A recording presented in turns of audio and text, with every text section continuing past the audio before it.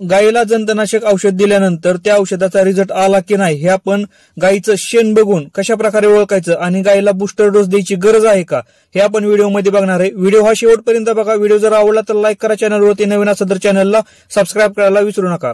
नमस्कार मित्रांनो, शेतकरी आणि टेक्नॉलॉजी आपल्या युट्यूब चॅनलमध्ये स्वागत आहे। ज्या टायमिंगला आपण जंतनाशक देतो ना त्या टायमिंगला सगळ्यात महत्वाचं असतं की त्या गायीवरती रिझल्ट कशा प्रकारे त्या औषधाचा आलेला आहे आणि हे ओळखायचं फक्त गायीचं शेण बघून मित्रांनो, सोप्या पद्धतीनं। ज्या टायमिंगला आपण औषध देतो ना त्यानंतर गायी 1 ते 2 दिवस गायी पातळ संडास करायला सुरुवात करते आणि त्या टायमिंगला आपल्याला समजतं की गायीला चांगल्या प्रकारे रिझल्ट आलेला आहे।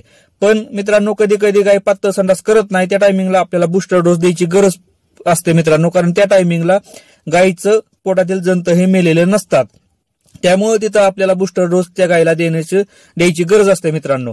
मग जर गायीनं जर 2 दिवस पातळ संडास केली आणि गायीची जर संडास हे थांबली नाही, पातळ संडास करणं हे गायनं थांबलं नाही, म्हणजे आपल्याला गायीला जुलाबावरच्या गोळ्या द्यायच्यात, कारण आपल्याला त्या गायीची पातळ संडास हे थांबवायचे।